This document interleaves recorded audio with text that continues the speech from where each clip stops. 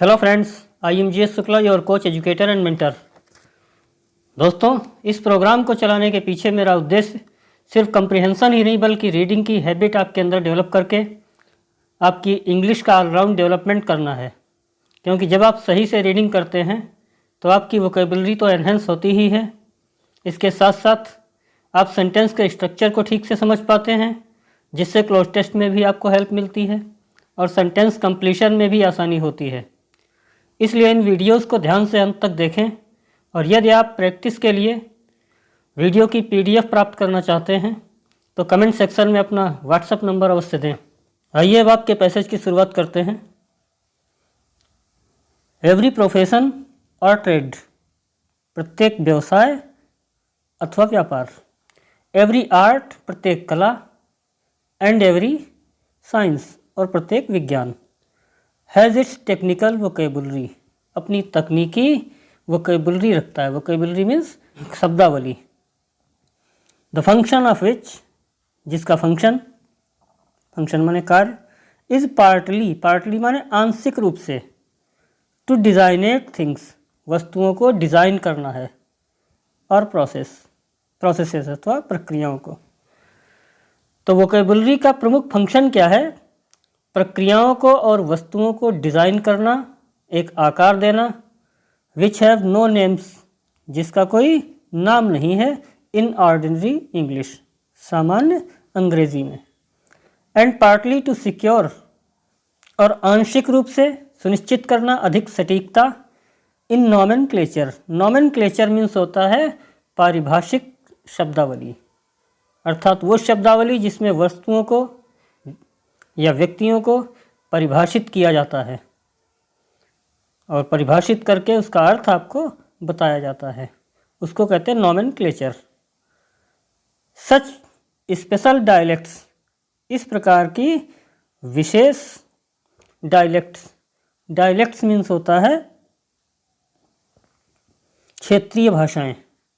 और jargons means होता है तकिया कलाम। तो इस प्रकार की स्पेशल डायलेक्ट्स और जार्गन्स रीनेसेसरी इन टेक्निकल डिस्कशन, वो अत्यधिक आवश्यक हैं इन टेक्निकल डिस्कशन, तकनीकी डिस्कशन में, ऑफ एनी काइंड, हर प्रकार के। Being universally understood by the devotees of the particular science और आर्ट, सार्वभौमिक रूप से समझे जा करके किसी विशेष विज्ञान के अथवा विशेष कला के डिवोटीज़ के द्वारा, अर्थात उसके भक्तों के द्वारा, या ये कहिए कि उनके अनुयायियों के द्वारा। They have the precision means होता है संक्षिप्तता, उनके अंदर संक्षिप्तता आ जाती है। अ मैथमेटिकल फार्मूला, एक गणितीय फार्मूला के जैसी। बिसाइड्स, इसके अतिरिक्त। दे सेव टाइम, इसके अतिरिक्त वो समय बचाते हैं। फॉर, क्योंकि। It is much more economical, क्योंकि ये बहुत अधिक इकोनॉमिकल है। इकोनॉमिकल मीन्स किफ़ायती। टू नेम अ प्रोसेस, नाम देना किसी प्रोसेस को, किसी प्रक्रिया को। देन टू डिस्क्राइब इट, अपेक्षाकृत इसको डिस्क्राइब करने के। तो किसी वस्तु को एक नाम दे देना, उसको डिस्क्राइब करने की अपेक्षा काफ़ी किफ़ायती काम है, अल्पव्ययी काम है।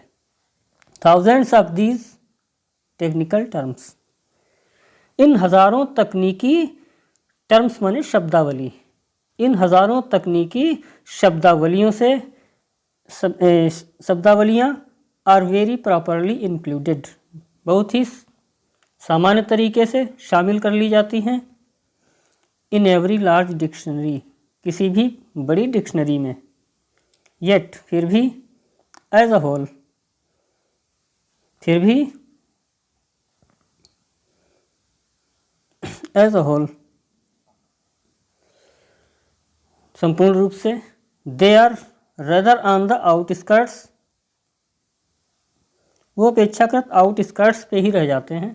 आउटस्कर्ट्स माने बाहरी किनारा। ऑफ द इंग्लिश लैंग्वेज, अंग्रेजी भाषा के। Then actually within its borders, इसके बॉर्डर्स के भीतर आने के बजाय।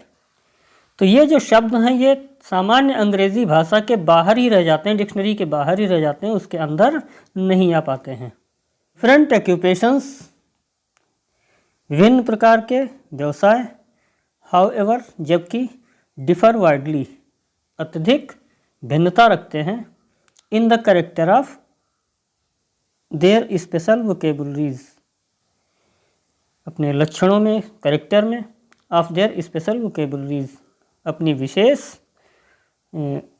वोकेबुलरी में, शब्दावली में। इन ट्रेड्स एंड हैंडीक्राफ्ट्स, व्यवसायों में, व्यापारों में और हैंडीक्राफ्ट्स में, एंड अदर वोकेशंस, और दूसरे व्यवसाय में, लाइक फार्मिंग एंड फिशिंग, जैसे कि फार्मिंग और फिशिंग, खेती और मछली पकड़ना, मछली पालन। That have occupied great numbers of man, जिसने एक बड़ी संख्या को लोगों के ऑक्यूपाई कर रखा है। फ्रॉम रिमोट टाइम्स, लंबे समय से। The technical vocabulary is very old, और तकनीकी शब्दकोश इसका या तकनीकी शब्दावली बहुत ही पुरानी है। एन एवरेज मैन, और एक औसत आदमी, नाउ यूजेस दीज, इनका प्रयोग करता है, इन हिज ओन वोकेबुलरी, अपनी भाषा में, अपनी शब्दावली में। The special dialects of law, जो कानून से संबंधित विशेष प्रकार की शब्दावली है, विशेष प्रकार के जो स्पेशल शब्द हैं। मेडिसिन, दवाइयों के, डिविनिटी, धर्म से संबंधित, एंड फिलॉसफी, और दर्शन से संबंधित। हैव बिकम फैमिलियर, वो फैमिलियर हो चुके हैं, चिरपरिचित हो चुके हैं, टू कल्टिवेटेड पर्सन्स, संस्कृत मनुष्यों के लिए। और अब आपके क्वेश्चंस हैं।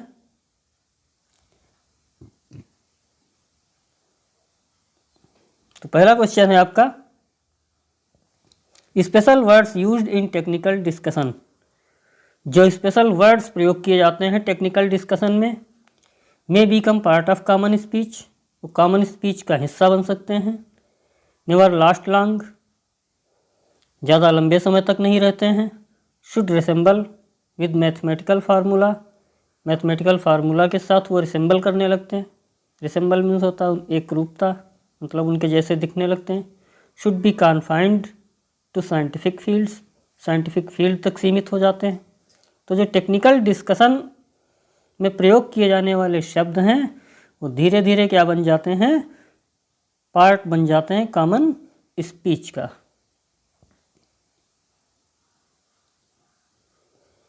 दूसरा क्वेश्चन है, the writer of this article, इस आर्टिकल का जो लेखक है, इज अ साइंटिस्ट, वो एक वैज्ञानिक है। तो यहाँ पे वास्तव में आपसे राइटर से संबंधित उसकी पहचान तो बताई नहीं गई है पैसेज में।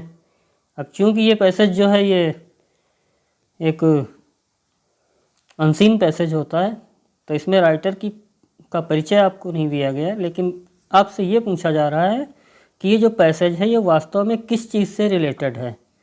तो ये साइंटिस्ट का लेख है या अ पॉलिटिशियन अथवा किसी राजनेता का लेख है। सी, अ लिंग्विस्ट, एक भाषाविद का।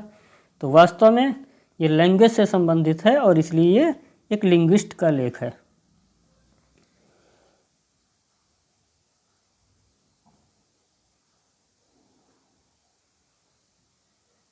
तीसरा क्वेश्चन है आपका, this passage is primarily concerned with, ये जो पैसेज है ये प्राथमिक रूप से किस चीज़ से संबंधित है। वेरियस ऑक्यूपेशंस एंड प्रोफेशंस, ये विभिन्न प्रकार के प्रोफेशन और ऑक्यूपेशन से रिलेटेड है। टेक्निकल टर्मिनोलॉजी, टेक्निकल उसकी तकनीकी टर्मिनोलॉजी से रिलेटेड है। साइंटिफिक अंडरटेकिंग्स, वैज्ञानिक अभियानों से रिलेटेड है। अ न्यू लैंग्वेज, एक नई भाषा से रिलेटेड है। तो ये जो पैसेज है ये टेक्निकल टर्मिनोलॉजी से रिलेटेड है।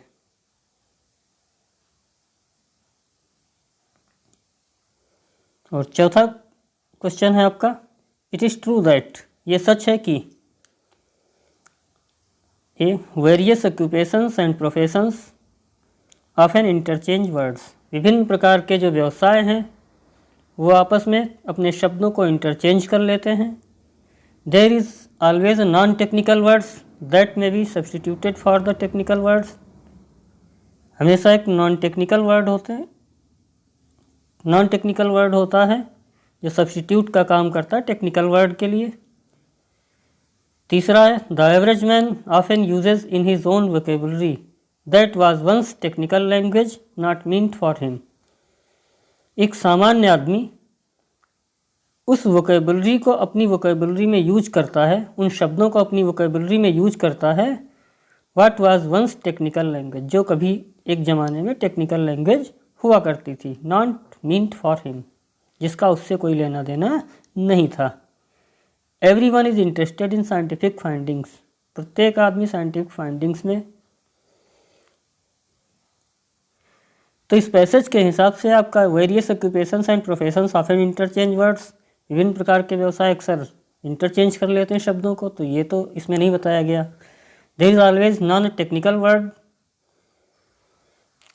हमेशा एक नॉन टेक्निकल वर्ड होता है जो कि एक सब्स्टिट्यूट का काम करता है टेक्निकल वर्ड के लिए, तो ऐसी भी बात इसमें इस पैसेज के अंदर नहीं है।